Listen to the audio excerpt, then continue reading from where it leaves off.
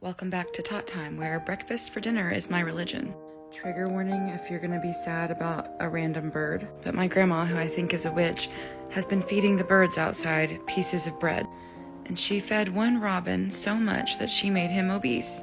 I don't like that word, but he was. He's fat as hell. Well, he's not now because now he has ceased to be.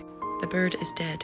He ate so much bread, he died. And I said, Nana, stop feeding the birds bread. You're literally killing them. And she said, it's okay, I have another one now and he's almost as fat. Stop doing it.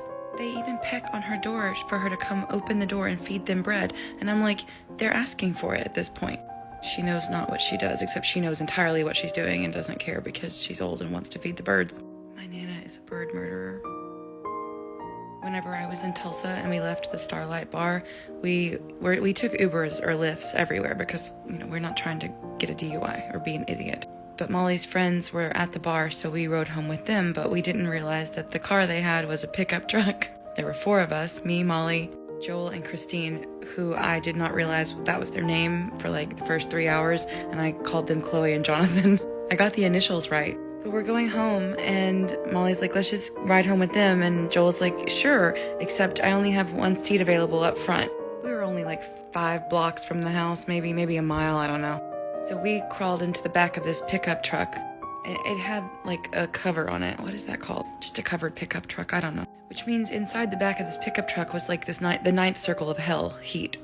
None of us gave a shit. It's also illegal. And we didn't care because we were drunk and it sounded really fun, so we all crawled into the back of this truck, and then Joel shut us inside, and we all sat crisscross applesauce, now what?